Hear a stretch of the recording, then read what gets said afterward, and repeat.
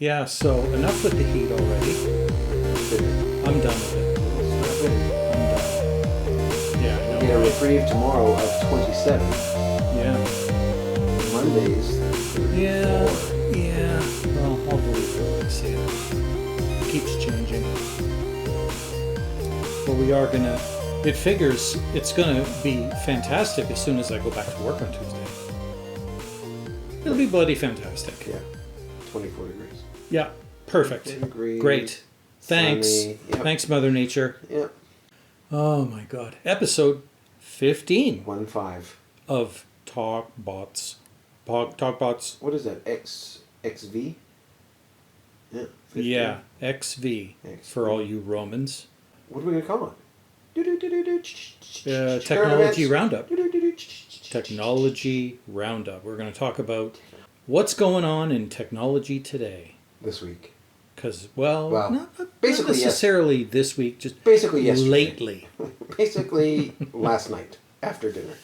Because there has been a lot of stuff that's gone down. I've got something not really technical that I read about 2 hours ago, and I was like, uh-oh. Las Vegas has put out an emergency warning saying that they have 50 days of clean water. That's it. I saw that coming. That's it. I know. 50 days. That's insane. Yeah. The largest forest fire in New Mexico's history just happened. Right. So what's happened is all the ash and fire shit has gone into the river, and it cannot be filtered. And that's where Las Vegas gets most of its water from. Okay. So it is a matter of time. It'll fix itself. Well, assuming the river doesn't dry up first. Minus the fact that, Lake Mead has no water in it. Yeah. Right. But anyway, I heard that and I was like, well, that's about the most dystopian thing you can ever get. Water wars. Like, pretty soon we're going to be setting up a fucking Thunderdome, dude. Yeah. We're going to be fighting for water. Some weird Australians are going to be flying airplanes, trying to take our shit. And it's funny, because while we're on the topic of water, Canadians think that we can look at what's happening in the States with regards to their water and laugh going, that could never happen here. Because, of all the freshwater lakes and shit that we have. What people neglect to mention is the fact that the freshwater lakes, for the most part, are not here next to where we live. They're hundreds, if not thousands of kilometers away. And although we seem to be really good at building pipelines... You gotta build one fast. we don't have any that are set up to just dip into the, closest freshwater lake and start distributing it to the rest of the province. We get our water in Calgary from a glacier, essentially, and snowmelt in the Rockies. And unfortunately, the glacier, which is what keeps the river flowing when the snow is all melted, is shrinking very quickly. And they're saying we could run into some trouble. Maybe not in 30 days, but 30 years maybe. And of course, like most other things that are controlled by politics, no one's going to do a damn thing about it until it's a panic situation to do something about it.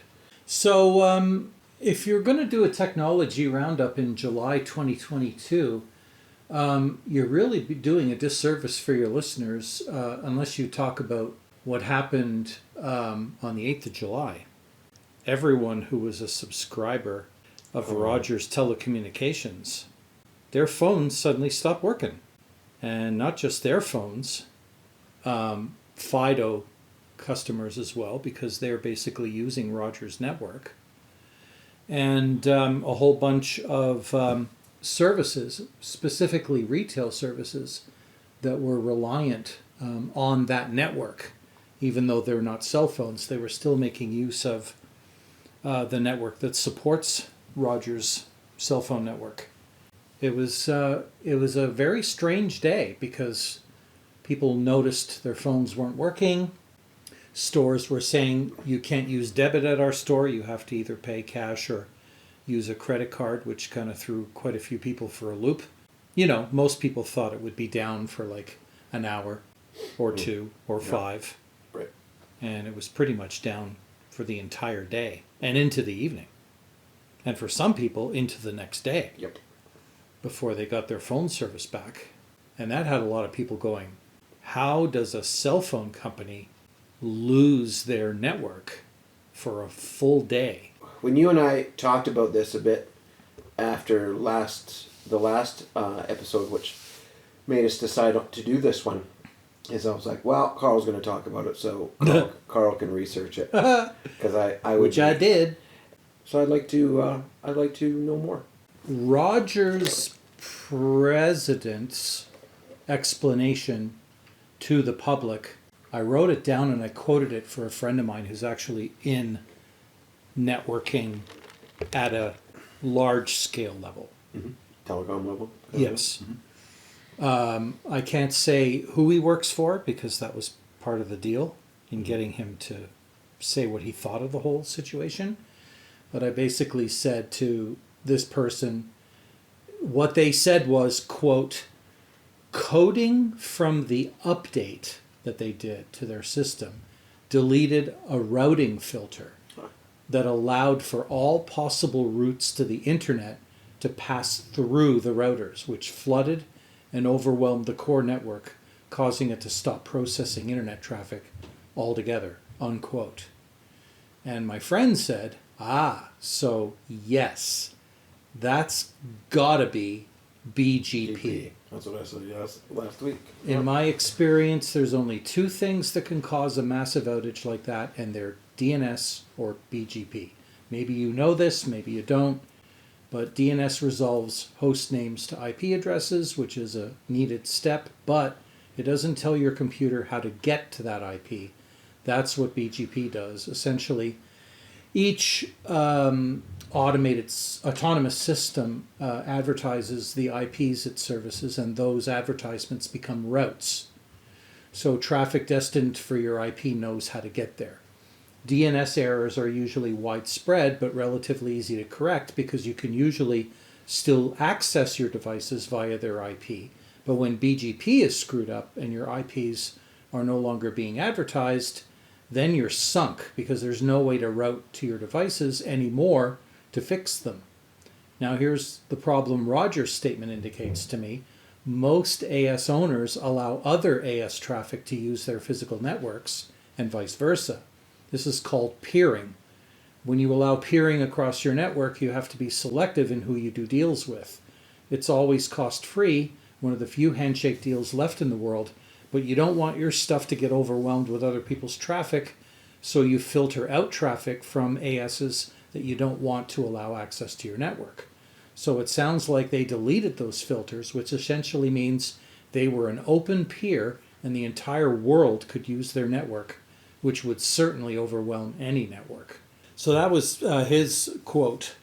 I then went on to read that things were so bad in their own core network that because the network wouldn't let anything through, it wouldn't even let their own technicians log in remotely to their machine, the devices that were doing the routing till they stopped working because they were overwhelmed. So the only way the network could be physically fixed was to go to the physical places where those devices were and connect right to their port. Yep. It's funny, I'm sitting here quite prideful because that's exactly what I said what happened last week. Yeah. Yeah, exactly. Yeah. Yeah. And I knew it wasn't a DNS issue because if it was DNS, it would be much larger. Like, it wouldn't have been Rogers, it would have been a whole segment of the internet. But now, of course, the question on my mind is, how the hell does a provider that operates their own core network like Rogers allow such a thing to occur? I mean, if a network inadvertently sabotaged their own core network's ability to operate with the right configuration, how the hell does that actually happen? You know, it's so easy for it to happen. Like, it's easy to throw shade and say, oh, they didn't test properly, they didn't QA properly, blah, blah, blah. And they may not have.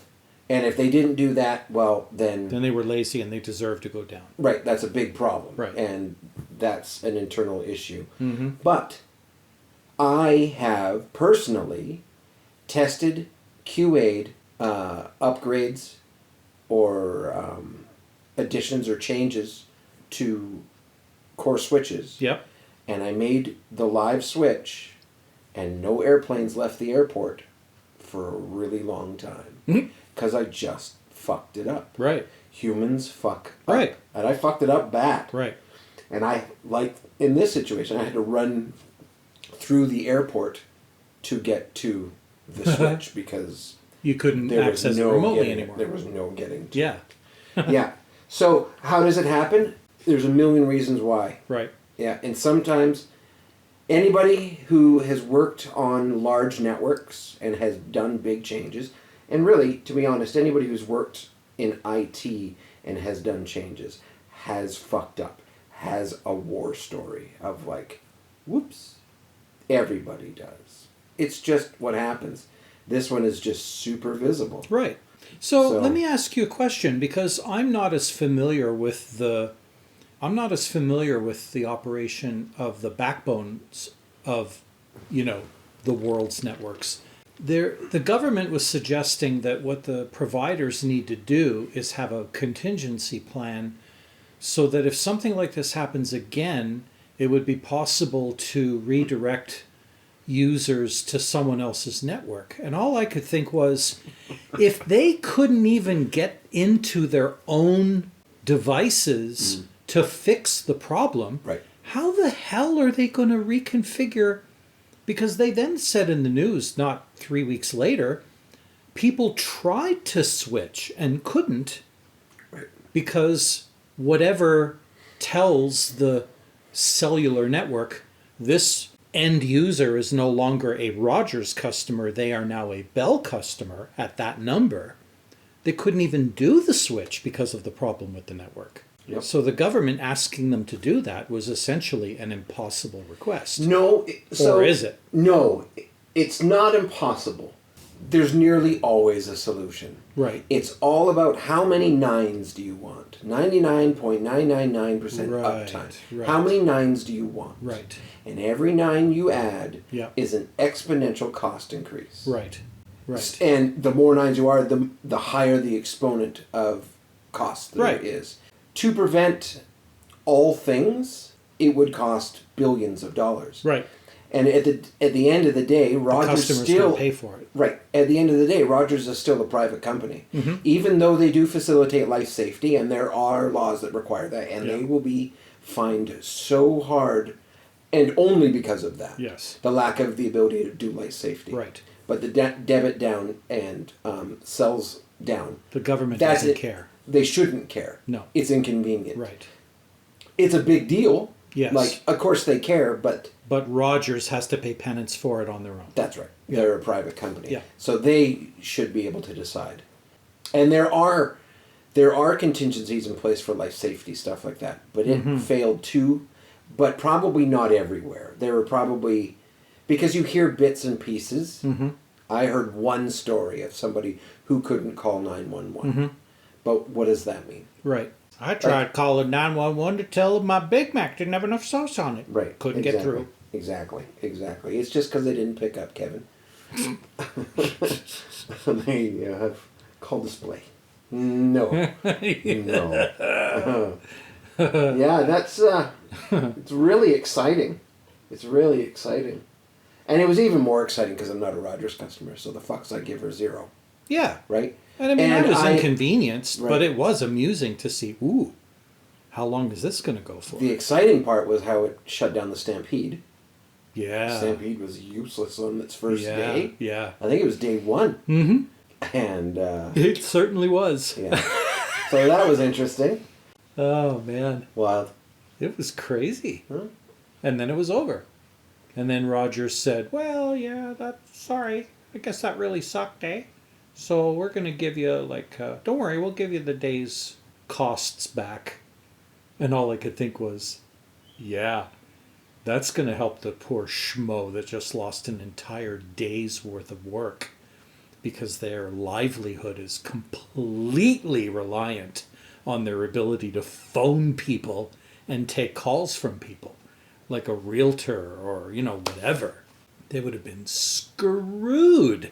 And if you were in a business where your customers are fickle and would drop you at the smallest sign of inconvenience, well then, you might have potentially lost dozens, if not hundreds, of potential customers. So yeah, when Rogers came out and said, yeah, we'll give you $5.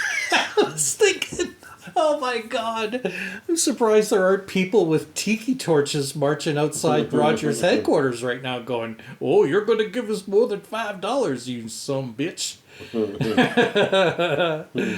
But yeah, and then what did they end up doing? They said they were going to give people like 3 days worth of their fees back or whatever in the end.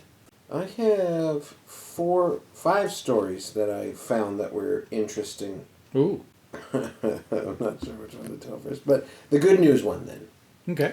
The company called the Ocean Cleanup. Yes. It's cleaned up 100,000. They've hit the milestone of cleaning up 100,000 kilograms of plastic out of the Pacific? GPGP. Yep, the Great Pacific Garbage Patch. Mm-hmm. That was really very exciting. Mm-hmm. And apparently it is 1/1000th of the cleanup. Yeah. So they have a long way to go. Yes. But it's promising. Now, is that the thing that kid started? Yeah. Or is this... It is? Yeah, it is. The big floating doodad. Yeah. So it's still humming along. Oh, yeah. Wow. Yeah, and it's on its second iteration, and it's picked up... Yeah, it picked up far more than the first iteration, and they're working on the third now, and the third is anticipated to pick up 10 times as much. So they're just huge lessons learned. Mm-hmm. Yeah. And it passively picks things up using waves and current, and it just scoops it all up, which is just bonkers. Because I had thought originally when I heard it, I was like, okay, so it's picking up like big hunks of plastic, like just big pieces of shit. Mm-hmm. But the problem is microplastics. Yes. Apparently it's picking up microplastics as well. Good. Obviously only to a certain size. Yes. But still. Yeah. And I thought that was absolutely very exciting. They're also working on a prevention mechanism tool that is intended to sit at the mouths of rivers, which is where all the garbage comes from. Mm-hmm. It's not like people dump it in the ocean, it's in the rivers. Mm-hmm. So they're working on things to sit in front of river mouths to just catch it before it goes in. That's good. Well, that's really exciting. Like I've been hearing stories that even though a lot of organizations and companies and governments are mandating and even taking action upon themselves to mandate compostable food containers and replacements for grocery bags, etc., etc., etc., and packaging for stuff, that not everything that is touted as biodegradable and compostable truly is in all compost systems. Right. For example, I heard that there were some compostable grocery bags that were banned from the system in the greater Vancouver area because the bags are indistinguishable from normal grocery bags in the sorting process.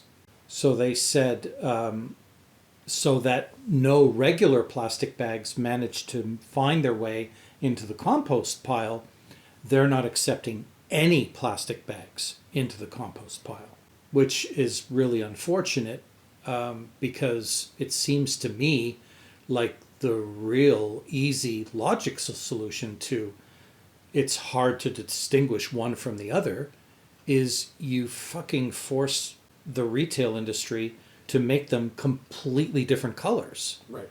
Like you should not be allowed standardize a color. Yeah, standardize it to be a green plastic, and you're the only one allowed to use a green plastic, or whatever the case may be. Yep. And then that would solve that problem. But we really need to do more.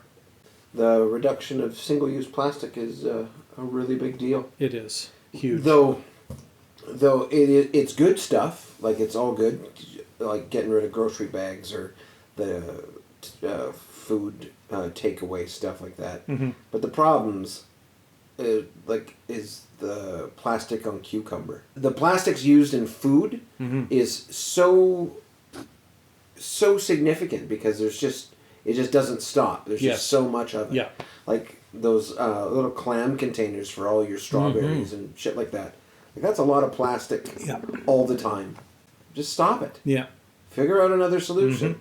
And if my strawberries have to go up in price to have a more appropriate container, then so fucking be it. Well, and here's the thing. I mean, I don't know, like, anyone who's listening to this podcast who's like more than 35 or 40 years old must remember a time when you used to go to the grocery store and the strawberries were in a goddamn cardboard carton. Yep. That's it. Yep. They were in an open-topped cardboard carton, and you just grabbed the carton and hoped it didn't spill before you got it home. That's right. And then all of a sudden, because they put plastic around everything else, they decided it was necessary to put plastic on it. I think what happened was the whole... Back when the ozone layer was the buzzword, right? Mm-hmm. When chlorofluorocarbons were Mm-hmm. the big deal. Don't use fucking hairspray anymore, you Yeah, idiots. yeah. What got latched onto it is that we're using too many trees. We're using too much paper and the trees are running out. Mm-hmm. So they came up with new solutions. Right. Which was Plastic. plastic. And that's what happened. And now we've come... Full circle. We're trying to come up full circle. Yeah. I really wish that we stopped only telling part of the story when it comes to alternative solutions. Because, I mean, I'll give you a good example of this. I always had this image in my head. Well, this is turning into an environmental episode rather than a technology episode. But anyway, it's all good. I always had this image in my head that it was really too bad that we had to cut down perfectly good trees to make things like paper. Right? Little did I know, nowadays, none of our paper actually comes from the kind of trees you normally see in old growth forests or even medium growth forests that are cut down for their wood. Right. We do not cut those trees down and use them for paper. Nope. No. And the only reason I know this is because on one of my road trips through the United States of America, I happened to pass down the Columbia River Gorge, and then I crossed over into Oregon on the other side of the Columbia River and saw these endless groves of perfect trees lined up Yeah. in perfect rows. Eerie. Just eerie to look at. And I'm driving past this groves of trees, and I'm like, what in the sand blazes is that? And then, I made a note of where we were and got to where we were going, and I looked it up, and forest in Umatilla, Oregon, or whatever, blah, blah, blah, blah, and found out that those are the trees they grow to make paper. Yep. Paper, toilet paper, paper towel. Yeah. Yeah, man. It's cool. And it's a sustainable system they got going because for the, all things, sustainable being a funny Fluid word. Yeah, very fluid word. But yeah, they were basically, the groves were in varying degrees of maturity, and you could tell which trees were going to be the next to go because they were at the end of the line. And at the other end of the line were the young trees that had just been planted, maybe 5 years ago or 10 years ago. And what was really interesting is that unlike a lot of other trees that take 30, 40, 50 years to mature, these trees apparently are fully grown in like 8 to 10 years. Yeah, and I thought to myself, oh, wow, maybe now I don't need to feel so bad about our paper usage. Because number one, we are recycling a lot of our paper now. We're not just throwing it in the landfill anymore, which is great. And we are getting to reuse it for stuff. But the fact of the matter is that the paper is actually coming from trees that are expressly grown just for that purpose in a giant goddamn farm. It's super neat. So that was kind of neat. And something that I don't think most people even are aware of. What was the next story? Oh, this one's fucking super cool. Super cool. DeepMind, the AI group, developed a piece of software called AlphaFold, which has deciphered the structure of nearly all of the proteins that are known to science. So, how the proteins are put together. Not just identifying that they exist, but how they're put together. And the importance to that is that we, as apes, haven't done that. We've only done a tiny amount of them. Like 20,000, I think, is what we've worked out ever since figuring out. And this one has figured out 200 million of them. Okay. So 200 million is like, there are protein structures that do a million, like do the same sort of thing, right? Proteins is what keeps the machinery of all living things. Amino acids, man. Yeah. Yeah, amino acids. Your DNA tells the protein what to build or what to do. Yeah, it's really cool stuff. The two really exciting examples that I latched onto, which is the medical aspect. And there is a university that is looking at like a malaria parasite protein. So now that we know how that protein is built, you know how to take it apart.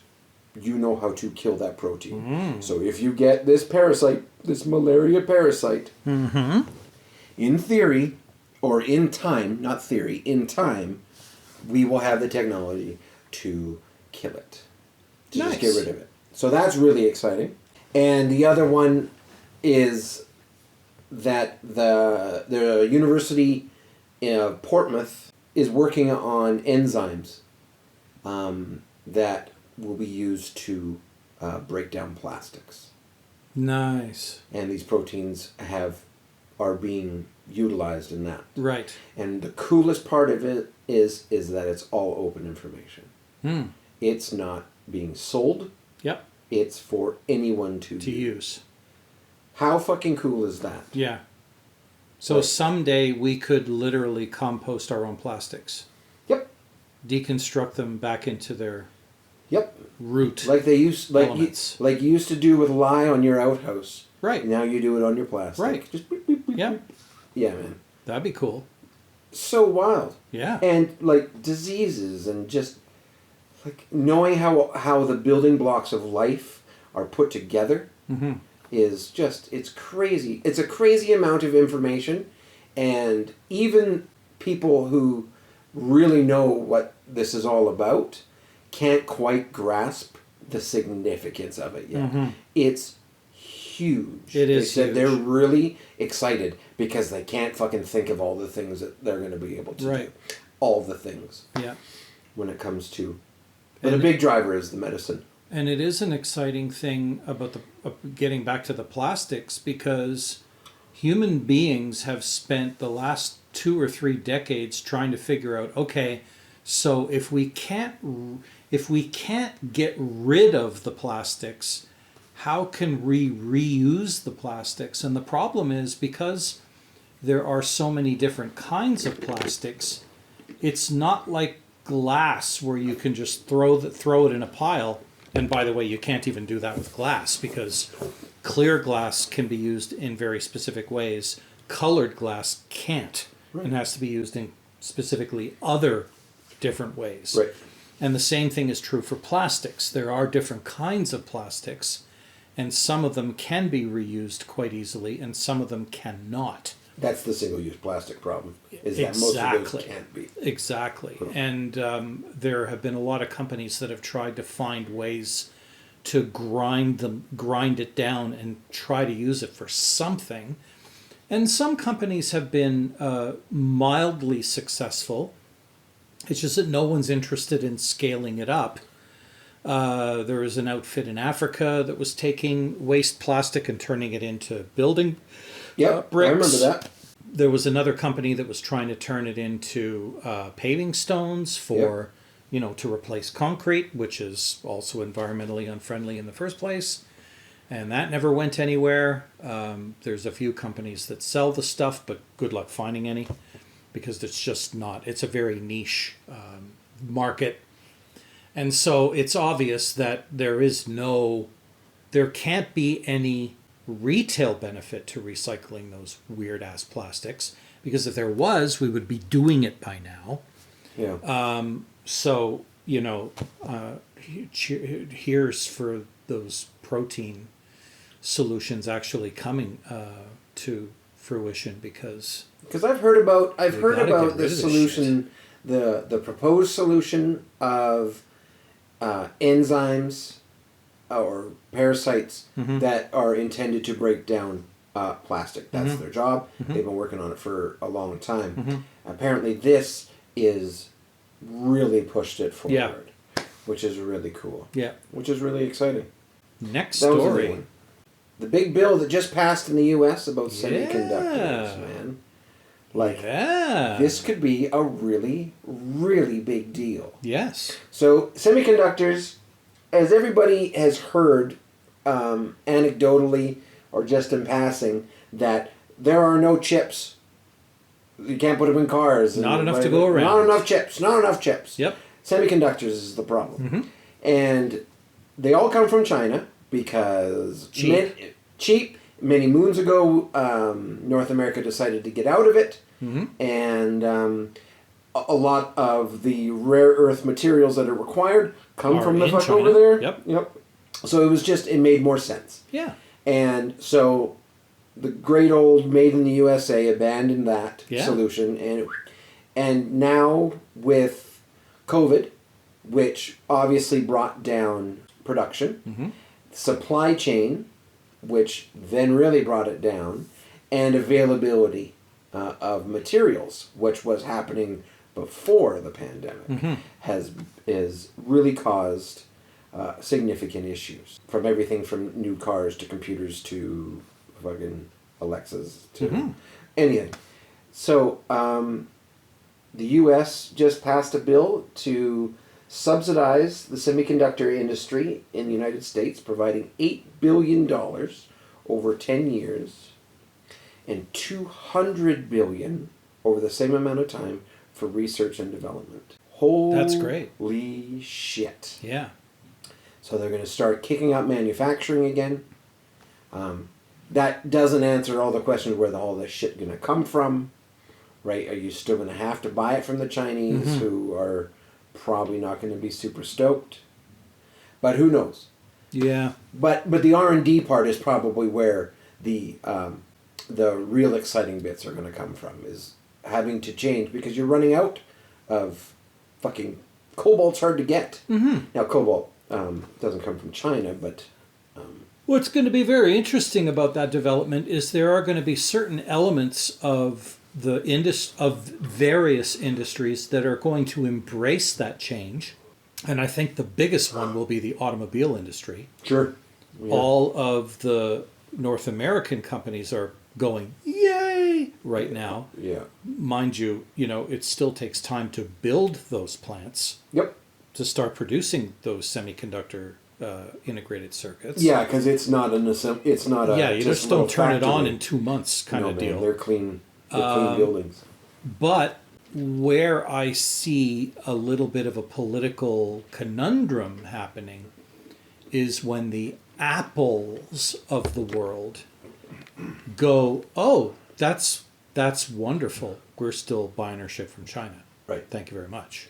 And the Teslas of the world might turn around and say, oh, that's great, but because you're going to put conditions on how we make semiconductors, as to whether or not we get the money, fuck you, we're still going to do it in Germany and China. Yep. So there are going to be industries and companies in North America that'll take advantage of that, but there will also be companies that will inexplicably not take advantage of that, Right. because they're more interested in the bottom line. Sure. Which is remediated potentially by tariffs and shit like that. Potentially. And that's why I'm more excited about the $200 billion for research In and R&D, development. yeah, right? for sure. Because that'll drive the price down, because you'll just learn how to do things better. The other thing that also got announced, almost on the same page as that, is the fact that when they were negotiating that bill that included the money for native chip manufacturing in the United States, they also wanted to only continue forward with credits and incentives for electric vehicles produced in the United States. Oh, wow. And Canada was like, hold up, y'all. We'd like to be included in that because, we're going to be like retooling some of our own manufacturing facilities to build EVs. And, kind of like, fuck you if you're not going to be giving any tax credits to somebody who buys an electric Honda from the Honda plant in Alliston, Ontario. And thankfully, the one person who was the holdout to allow that to happen actually reneged and said, okay, fine. Cool. Let's make it so that any company in North America is eligible to be a producer of EVs that will also be eligible for tax credits and whatnot by the federal government. Cool. So the Canadian auto manufacturers cheered at that announcement. Well, yeah, of course. Yeah. Yeah, that's really exciting. And it actually bodes well for everybody, because what will end up happening is that the Canadian government and the provincial governments will now be pressured into offering incentives as well. Yeah. Because they'll start looking south of the border and going, hey, why the fuck can I go to the States and buy a EV for $30,000, but I can't do it here? Right. So yeah, that's really neat. It is very good news. Well, that's exciting. Did you have any other stories? Oh, yeah. Okay. Yeah. The Federal Trade Commission is suing to block the purchase of a VR company named Within by Meta. Meta being... Oh, yeah. Yeah, buying Facebook. Yeah. Stating that there needs to be more protections for consumers when it comes to bleeding edge technology that doesn't exist today because things just are moving too quickly. Mm-hmm. And the notion is that it's along like antitrust laws. They think that it breaks an antitrust law because Meta is not competing with Within. They're just buying them, which means, and Within, I guess, is a huge player. Right. In that industry.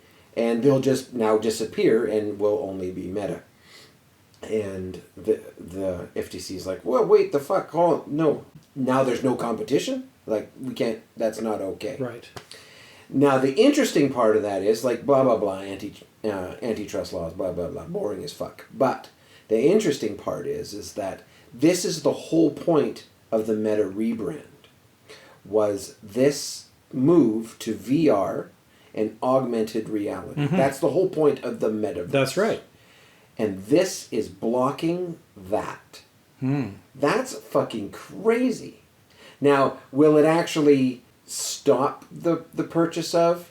Who knows? Right. But what it does show is the FTC is now going to stand up against big tech. That's what the people who are in the know are like, this is something important, because before it was just shit moved too fast, which we all are aware of. Like, it's hard to keep up with technology, and things just happened. But them standing in the way of this behemoth and going, no, that's not going to be good for consumers. That statement itself could Like Zuckerberg has spent billions of dollars to work towards this VR and augmented thing. Yeah. And now it's stopped. Yeah. That's really neat. It's definitely neat. It's definitely unusual that the government would step in this early in the game, because one of the things that I've always been critical of governments in general is that they move at the speed of maybe. Yeah.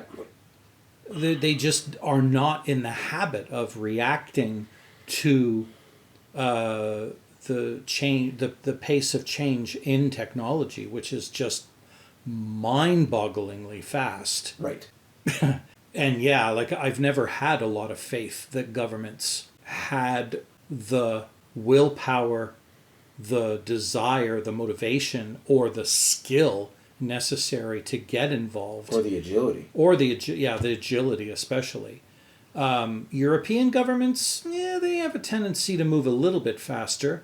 One of the things that they did, which I found really surprising, and I think is a great idea, and will eventually trickle down to North American consumers as well, is when Apple introduced their own proprietary connector on their phones, the Lightning connector. Yep. The European Union went, oh, okay, fuck this. Yeah.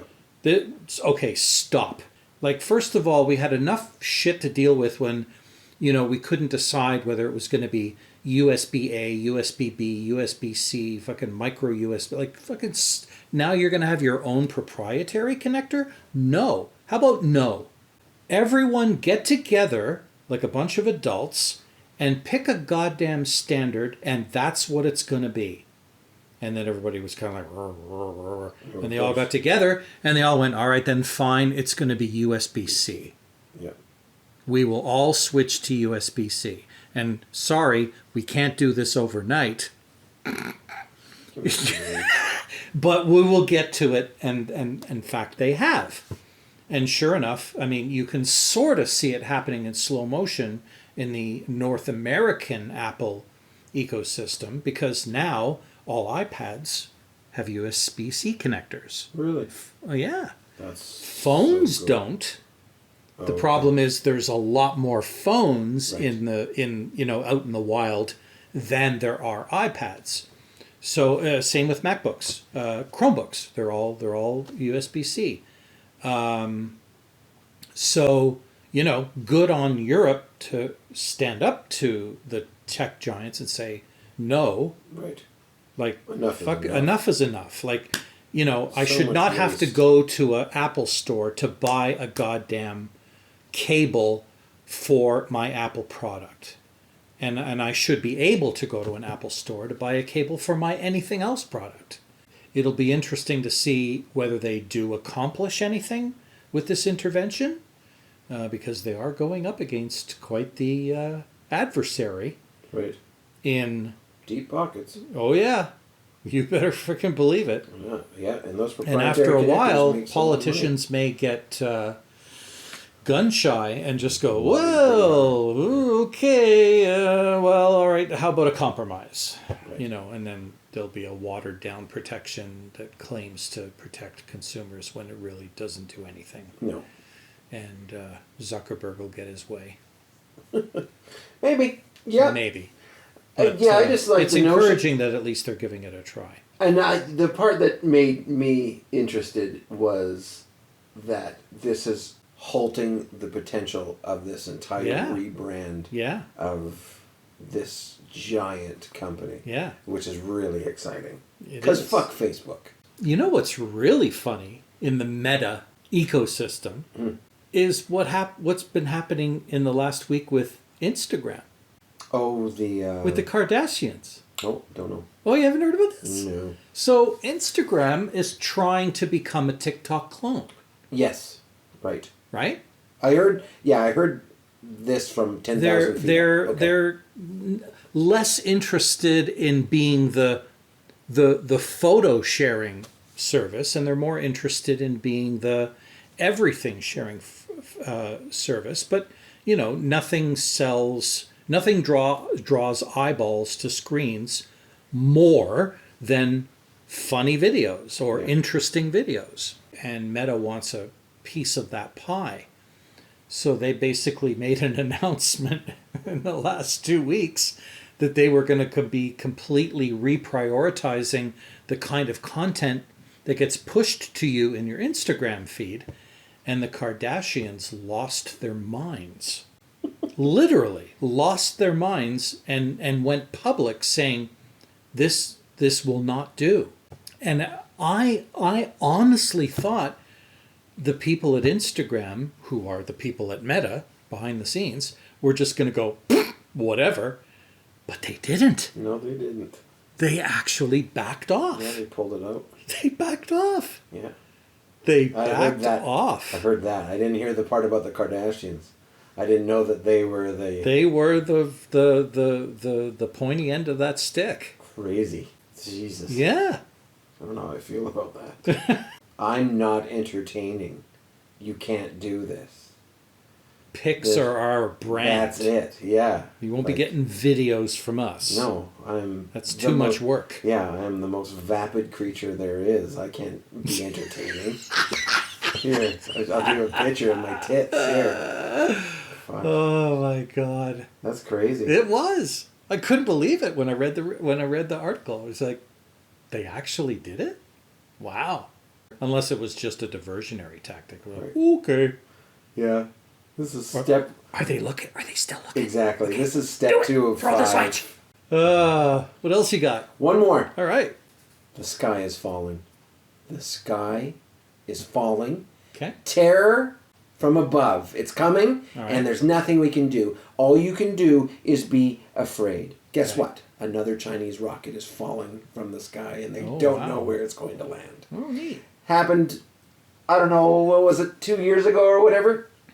Just a giant part of the vehicle was just drifting in, and the Chinese were just like, yeah, fuck it, whatever. Right. It's just going to fall to Earth, and that's what And it is probably gonna won't happen. hit us, so we don't give a shit. Or even if it does. Right. Whatever. We're mostly desert, so it's all good. Exactly. So they didn't figure out how it was going to how or where it was going to re-enter the atmosphere. Right. And now the same thing with this giant thing. And it is giant. It's so big that it will not all burn up. Right. There will be pieces that hit the ground. Right. And they got no idea where it's going to land. Nice. So, so we can look forward to Chinese rocket fragments starting forest fires in BC. Exactly. Breathing smoke all summer. Exactly. Nice. Depending on when this podcast episode comes out and when you listen to it, is that it's supposed to fall this weekend. So by the time anybody hears it, right, maybe we'll already be dead. We'll already be dead. Right. It'll all be over. Yep. Yeah. Did you watch? Just as an example of why it doesn't surprise me, is that were you watching that? It's not funny, but I'm laughing. The performance in Hong Kong or whatever with those dancers, and a giant TV screen that weighs hundreds of pounds fell on a performer and just squished him like a bug. No. Wow. And why I bring it up is because people in the country were petitioning like the government to be like enough. People are fucking dying. We need more safety and shit like that. And they're like, everything will be fine. And then this dude gets squished. And so that is why the thing floating in space doesn't surprise me. Right. But it's just gonna fuck it. It's just a slightly bigger version of an accident. Whatever. Yeah. Hello, this is the official Chinese news. If you happen to be facing east right now, please turn around in the opposite direction. Thank you. Nothing to see here. Nothing to see here. Yeah. Good night. Bitcoin. Let's talk about that for a hot second. Sure. Most people have a pretty, basic understanding of what Bitcoin is. But Bitcoin specifically or crypto? Bitcoin. Okay.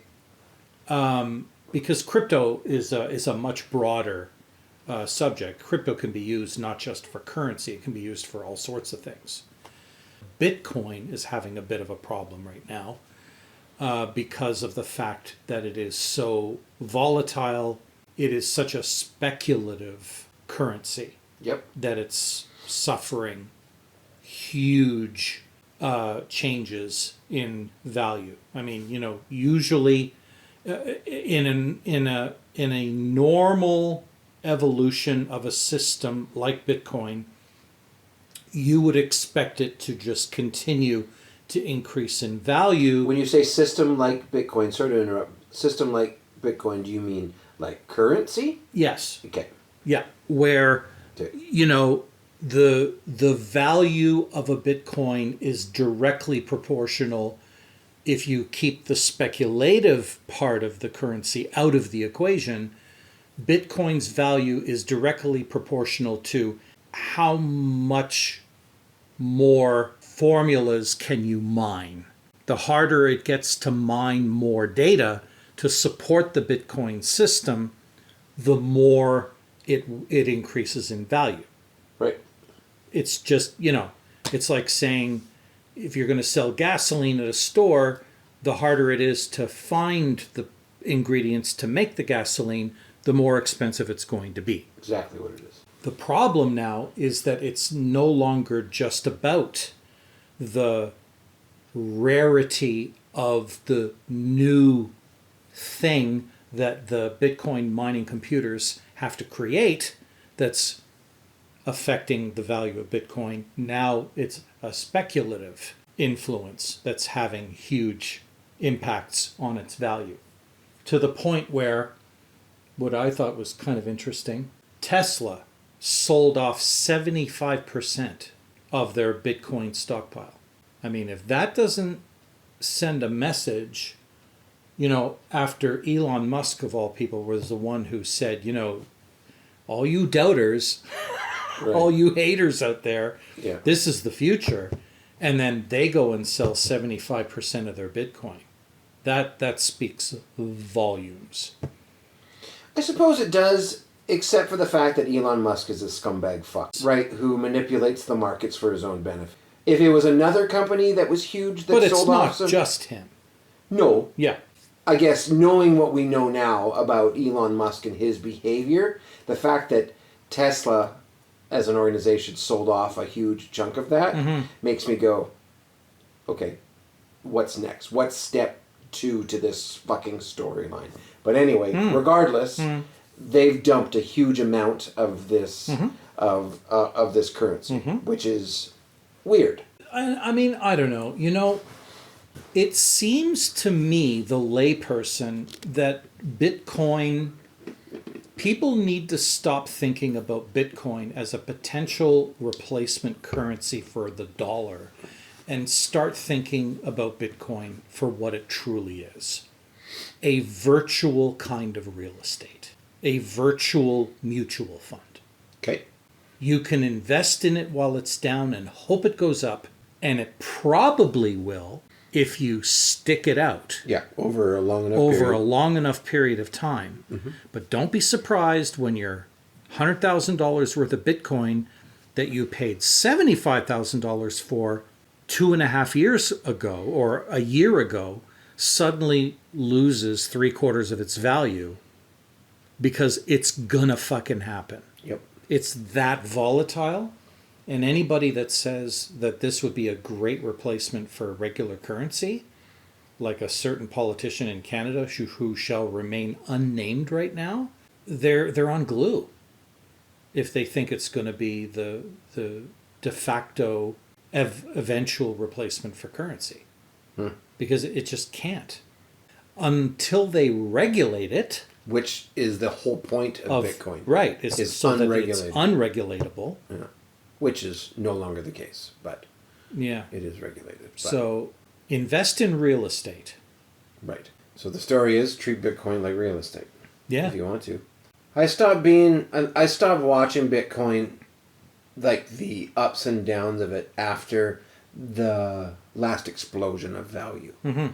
I worked with... Where it hit like $90-some thousand. A coin. Yeah, per coin. Yeah. It can only be beaten in volatility by non-fungible tokens. Oh, God. Oh, my God. The most confusing, ridiculous thing ever. But it's an expected thing, though. And this is the most amazing thing about investing in economics that I learned after the last big crash. Mm-hmm. When they went and talked to the hedge fund managers and said, what the hell, guys? Like, what was the impetus behind all of this?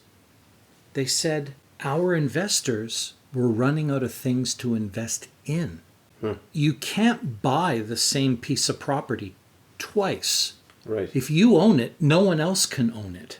If you own a mortgage, that's it. You can't own it again in a different way. So we found a way that you could.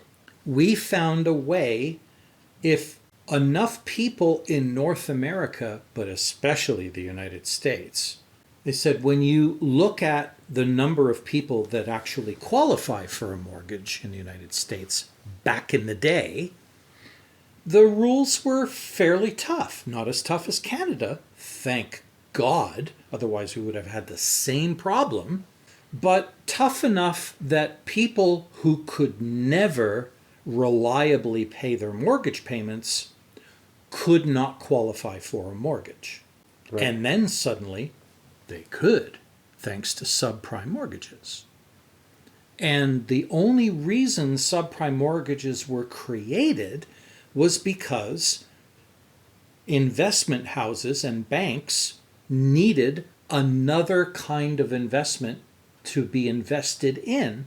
No one is going to buy a subprime mortgage because they know the risk of whether that mortgage will ever get paid back is much lower than a regular mortgage. So they cheated.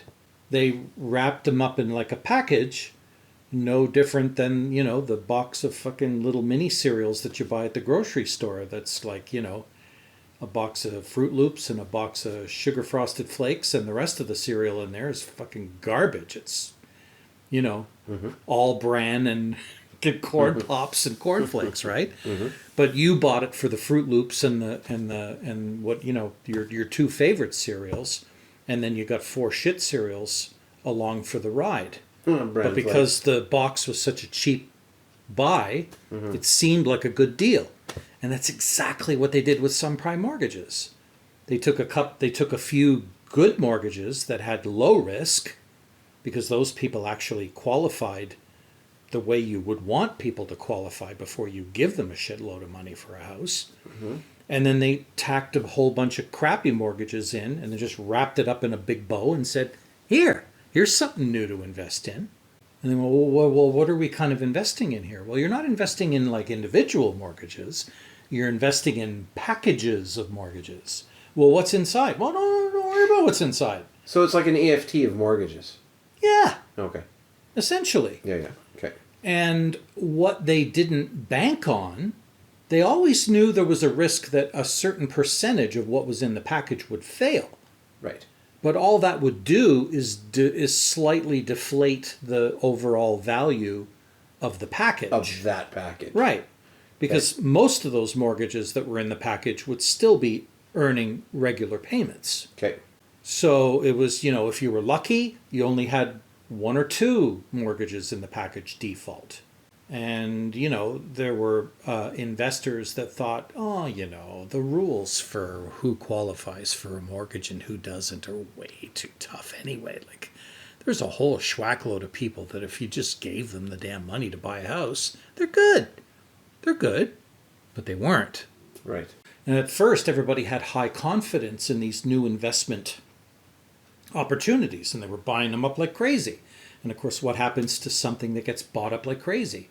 Everybody fucking wants them, because why is everybody buying these fucking things? I want to buy these things too. Oh fuck, give me some of these things. And then the value starts to go up, and next thing you know, boom, the people who bought early are making like bandits, because now what they bought at $10 a pop or a share are now worth $20-$30 a share. And that's how they were getting traded on the stock market. They were getting traded as shares, not as individual mortgages. Mm-hmm. And then suddenly when somebody saw cracks in the armor and said, well, wait a second here, this is really just fucking smoke and mirrors. And then they took closer looks at it, And, people started making audacious predictions that this was just going to fucking crash and burn. The minute the number of people that defaulted on their mortgages reached a certain threshold, that would be it. It would just be like House of Cards. Yeah, the house of cards would just come tumbling down. And everybody's like, shut the fuck up. We're doing great here. And then a whole bunch of defaults came. And that threshold was hit. And the whole house of cards came crashing down. And what did the government do? They went, "Aw, you guys." Instead of going, "Fuck you all. You made this mess. You clean it up." And then, a bunch of big-ass investment houses going, "But if we fail, the economy will go shit."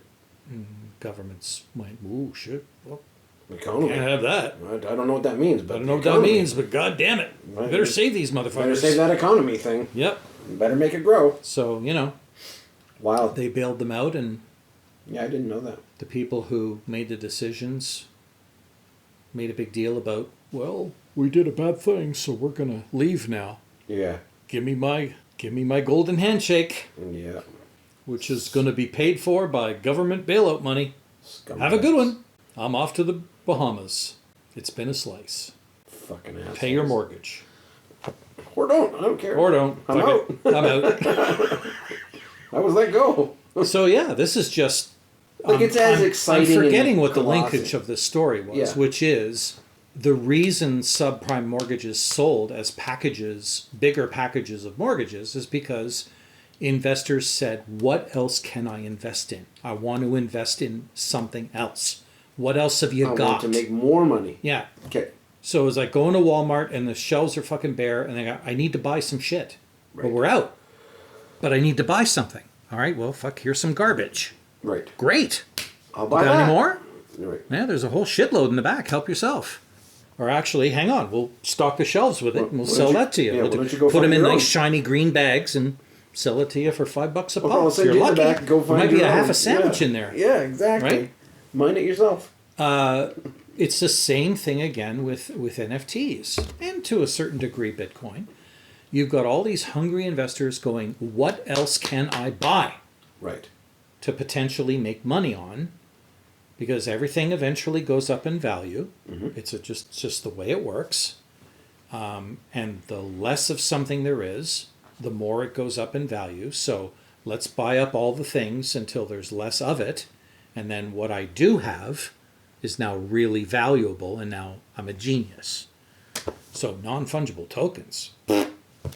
Yeah. Why not? Why not? Let's do it. Oh, Buy it now while you can, because 5 years down the road, you'll be lucky to get one for $500. You're not gonna find a monkey picture Or again, even buddy. $5,000. So get in while the getting's good. Yeah, it's all about more things to invest in, except now the things aren't even real. That's the bizarre thing, which when you think about it, it totally makes sense why Meta wants to do what Meta wants to do. Because the minute you're spending half of your life in a goddamn simulation, the shit you're going to buy isn't real. It's like The Sims on steroids. Yeah, it's Second Life. Remember Second Life? Yeah. This is what Second Life was always intended to And that's be. what he's picturing. He's picturing that people are going to spend all their disposable income on a virtual life because their real life is shit. And he's absolutely right. Yeah. It's just TV 3.0 Yep. is what it is. Yep. It's TV 3.0. It Now absolutely- you're the star. You want to be the Hulk? You're now the Hulk. You gotta buy that skin. Got to It's buy the gonna skin. cost you a Got lot to of buy the money. steroids. Got to get the science. Yep. Got to set up the lab. Yeah. That's fucking depressing, man. That was the piece. I had written that down in my notes. The parallel, the example of it being like Second Life, but I don't know how many people remember or know what Second Life is. There's probably a few, but I don't have Second Life was a weird thing. It was, and I don't have a lot of knowledge about it, but I do remember what little of it that I did read about it seemed like. It's exactly what we explained. Yeah. It's exactly what we explained. The technology to make it possible wasn't refined enough. No. I mean, I know Sims is still a big deal. There's whole communities that are addicted to The Sims. And of course, what is the reason The Sims still exists is because now it's all about the selling the extras. Microtransactions. Yeah, microtransactions. Yeah. And they were smart about it too. They made things pretty cheap. You could add a whole bunch of functionality to your existence in that virtual environment. Yep. Just spending a little bit of money. But what you didn't realize is you already spent a shitload of money getting the game. And now they're just kind of like, it's no different than the fucking bullshit that BMW is pulling now. Yeah. You want the heated seats? That's going to cost you $20 a month. That Sims thing, I have firsthand experience with that. And it was through World of Warcraft. Right. Is that World of Warcraft was a game you have to buy. Yep. And then there is a monthly subscription. Right. And then there are things the extras you can buy. Yeah. And I bought. Oh, yeah. I bought a lot of things that aren't real. Right.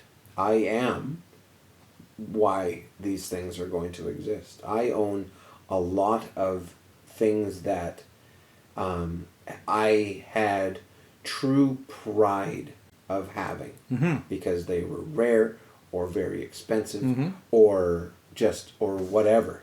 That's how the world is going to be. And now most video games are like that now. And there's a backlash now inside of the community of people who play video games going, all right, fuck off with all that nonsense. We're tired of microtransactions. Quit trying to screw us. Right. And they call it pay to win. That's what they hate, right? Is the pay to win. Right. Is that... I would much rather... Like, if it's necessary, if the only way for you guys to make money from this is to charge me an extra $20 or $30 up front, fine, I'll pay it. Because you're not getting any more money out of this unless you come up with a brand new version of this that is like 10 times better than what you just sold me. Right. Or adds such a huge amount to the game. Like it's an addition to the game. Yeah. It's not like the color of your airplane. Yeah. Or your ability to land at this airport. Exactly. Shit like that. Yeah. Yeah, I totally agree. Blizzard released a game recently called Diablo Immortal, which was supposed to come out on mobile and only mobile, and they decided to put it on PCs because all the big Diablo fans, myself included, were just mortified at the idea that this franchise is going to be on a fucking cell phone. Like, what are you doing? Anyway, they released it, and it's just a huge gong show because it's all microtransaction based. It is a free-to-play game. So, and free-to-play means that you can just download it and you can play it. But to get, let's say, a sword, the Bananarama sword, I would have to play for 1,000 hours and I would get it. Right. And at a certain point, you're just like, okay, this is stupid. Or I can pay $20. Yeah, I'll just buy the goddamn sword. Right. Yeah. And that's what the whole premise is.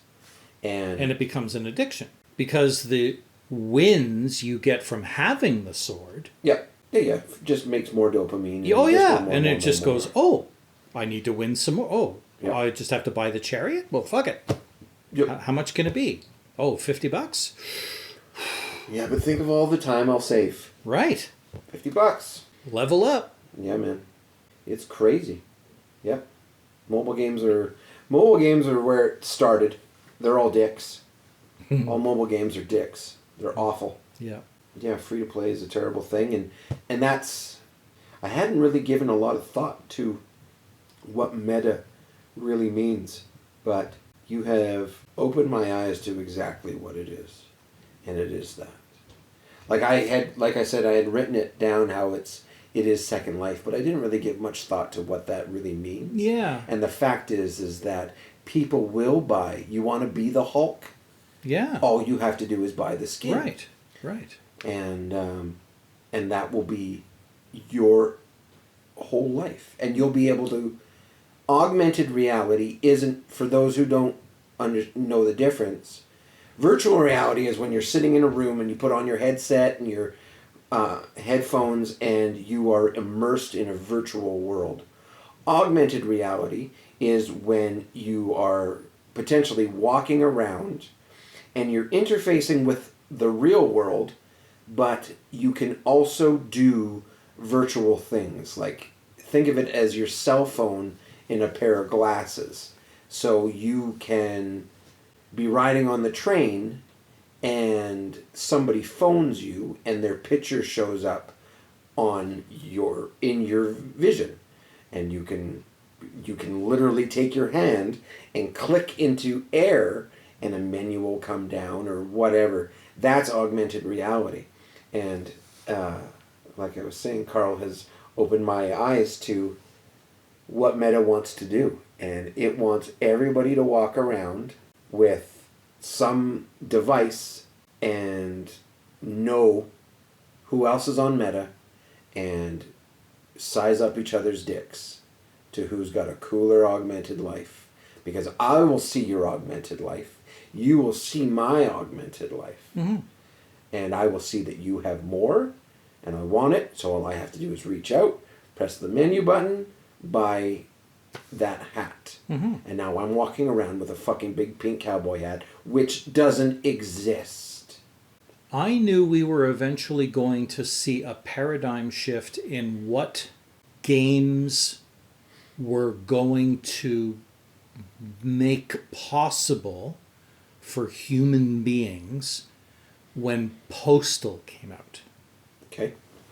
Because prior to Postal, all the video games that had to do with killing things were all good against evil. Yep. Or evil against good. You were either a bad guy going after good people, or most of the time, good people going after creatures, baddies, criminals, monsters, aliens, whatever. Yep. And then suddenly comes this game where you're just a postal worker who decides to bring a bunch of weapons to work and just kill anything that moves. And there were a few people out there in the world that went, what the hell? Yeah. But the majority of people kind of went, oh, relax. It's a goddamn video game. Mm-hmm. And then things kind of like, equalized and we got acclimatized to that kind of game. And then it kind of got taken up a notch with GTA? Yeah, GTA, Grand Theft Auto. Grand Theft Auto took it up another notch because now it wasn't just you, the postal worker, killing all the people at work. It was you, the rogue human, going around killing anything that moved at your discretion for no reason, just to say that you did it. And then, the next thing you know, you got like tanks chasing you and shit. Like, it was comical in its violent gratuitousness. What I think is going to be really interesting is to see how long that kind of thing manifests itself in a meta universe, where you're going to see people on the train or the bus playing their meta game or interacting in their meta universe, and they're like, pretending like they're killing the people in the bus. They're not really killing the people in the bus, but they want to kill the people in the bus, so they're doing it through their meta augmented reality interface. Right. And all they see is a bunch of people, getting their heads chopped off and getting holes blown in their abdomens from virtual shotguns and stuff. And the people are perfectly safe in the meta universe. And they're going to they're going to end up justifying it by saying, well, we all have the innate desire to wreak havoc on humanity. There you go. You can do it safely in here. And that'll protect all the people in the real world from you, losing your shit and doing it for real.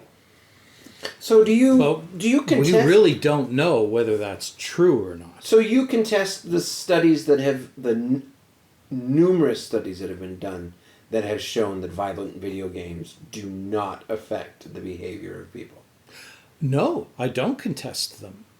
But I think there's a difference. We can disconnect what's happening on a computer screen versus the real world.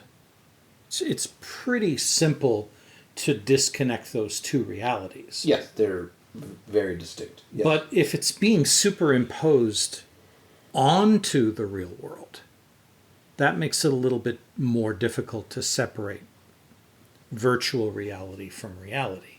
Now, the more intelligent amongst us, the more stable, psychologically stable amongst us, won't have any problem with that. You know, you'll be riding your Uber to your next job and, you know, killing all the ugly people you see along the route and having a good laugh at it before you walk into work and grab your coffee and get started with whatever you do. But the more psychologically unstable people of the world might have a little bit more difficulty separating the two. We won't know until it happens. No, like you said, the studies have been done, and there have found no correlation between violent video games and violence in real life. But when it's hard to separate the two, when it's hard to distinguish between the two, when you're spending more time in one than the other, when you can't have one without the other, yeah, you don't leave one. Then you might be right. You might be right. Things may change. But the same argument, and I'm not saying you're right or wrong. I'm just and I don't think I'm right. I just think it's no, a possibility. Right. But they said the same thing about the level of graphics in video games. As they increased, that problem would exist. As it becomes more realistic looking, it's going to fuck people up. And time again, it's proven that it hasn't. It didn't, yeah. So you might be right. You might be right. Because there's always the outliers, because these studies say that it doesn't. Right. But of course there are people that it absolutely does. Right. And I say that as someone who has played GTA and love the game. But I've never played it, but wow, I can imagine it is a blast wild. to play. Yeah. I play it like to my value structure. I don't hit people with cars, or if I do, there's guilt, unless it's part of a mission and you have to. Oh no, I understand the joy. Really no, but I do my best not to harm people because I feel it inside of me. But when you do play and you are really in it and you're fucking around and you leave the game, there's residual that exists in the real world. Like, you do see that you could steal that car. Right. You don't, but you could see how you could. Right. Or you could shoot that guy in the face. Like like it's there. Yes. And has surprised me a number of times how easily that happens, how you just take it with you.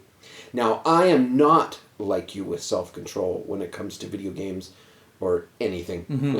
Is that when I do it, and half a day is just a good start, right, to play a game. So it is all-consuming when I do it. So when I leave, I'm still thinking about it, right? It is so, and that behavior, my behavior, is more the norm. Even though those studies say that they don't affect violent behavior, I don't know if I fully agree with it. I think it does. I think it can. Not that it does or does not. I think that it can.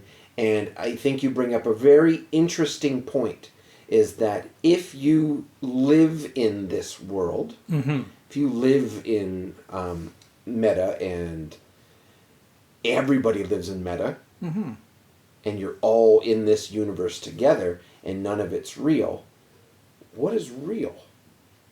And now it is real. And you are doing violent acts, and when your fucking goggles break, and you've been inside of this world for 2 weeks non-stop, your brain doesn't be like, okay, here we go, off to co-op. it doesn't work that way. Right. It's not a light switch. And I mean, just to give you an example, there was a game that I used to play years ago, not that long ago. I forget which war game it was, but it was World War II related, and you basically went around... Shooting Nazis? Yeah, basically. And, you know, for the most part, you had to kind of like sneak up on them and shoot them and try not to alert the other ones that they were being killed, because then they would, you know, sound the alarm. It was all about killing as many of the soldiers as possible without anybody sounding the alarm, because once the alarm was sounded, you were screwed, because they would be aware of your existence and now they would be going out of their way to find you, and the chances that you would get out of it alive were significantly reduced, unless you were a cheat like me and put yourself in God mode. Take this, you goddamn Nazis. Yeah, exactly. You're dying no matter what, so fuck you. But I got a lot of dopamine as a result of playing that game, because, you know, I was killing bad guys and not suffering any consequences of killing bad guys. And when it was over, turned it off, and I went back to my normal, dull, nonviolent life. Because, you know, I am the kind of ape that can separate the two. However, sometimes I do lose my shit, and road rage is an example of those times, where somebody does something incredibly stupid in front of me, and I lose it. Most of the time I'm able to maintain my composure, but every once in a while, either because I've had enough, or I've got pent-up anger, or pent-up stress, or just had a bad hair day, or whatever the case may be, the thing that that person does triggers something, and I lose my cool. Maybe a little bit, maybe a lot. And I've heard of people losing their cool so badly that they've actually followed the transgressor home to their house. Right. I've never done that. I've, you know, flailed my arms with varying degrees of insultedness at the ends of my fingers. But that's as far as I've ever gone, right? Other people have gone much farther. They've gone so far as to run people off the road. They've gone so far as to follow people to their homes and get out of their vehicles and, you know. This week, some lady got out of a car in the violence. States and shot at a car over road rage. Wow. With 2 people in the car and a 2-year-old in the back seat. Just started shooting at the car. Now, imagine that person living a double life, half in virtual and half in reality. Where, in theory, they could relieve their rage in the virtual part of their life. You know? Like haul out the virtual shotgun and virtually shoot the car off the road. But the minute they see on the real side that nothing actually happened, will that potentially cause them to pull out the real shotgun? Right. Because they didn't get the bloodlust satisfied from the virtual side of the equation. That's what I'm concerned about. Because and it's not just violence, right? There's also the unspoken part, but the biggest part of the internet, and that's sex. Yes. Right? A meta universe is going to pornography has already fucking broken everybody who's ever looked at it. Right. I am a firm believer in it, even as someone who has partakes. Present tense. I know that it has broken my brain, and this is going to break people even more because you won't ever leave. Quite potentially. Blah blah yes. blah, and yep. that impact in itself might even feed into, or will, in some, maybe many, maybe few, will spill into real violence life. or into violence as yes. well. Yes. Yeah. So. Yeah. No, it's very interesting. Interesting times ahead, for sure. Exciting, cool. Yeah. And what's really interesting is that as I started hearing these science fiction stories about people living their lives in virtual reality, and, you know, at the time, because virtual reality was just so so much in its infancy and had no real sophistication whatsoever, I had a real difficult time imagining that any of that could possibly ever come true. And now I'm slowly starting to realize that, holy shit, we are on the precipice of it being fully realized. You know, the William Gibson novels. Right. Yeah. Coming true. Right. Literally coming true. That, 20 years ago, anyone reading it would have thought, that's never going to happen in my lifetime. Guess again. It's about to happen. It's about to happen. Yep. People just have no idea. Just like they had no idea how much the iPhone was going to revolutionize mobile computing. Fucking phone. Like, what are you talking about? Yeah. Oh, well, it changed the world. It does everything now. It changed everything. The world. Yeah. Mm-hmm. Yeah. Yeah. So, yeah. And that's probably the way Zuckerberg is looking at this. This is going to revolutionize how we interact with technology. With each other. With each other. The world. Yeah. It could change everything. Yeah.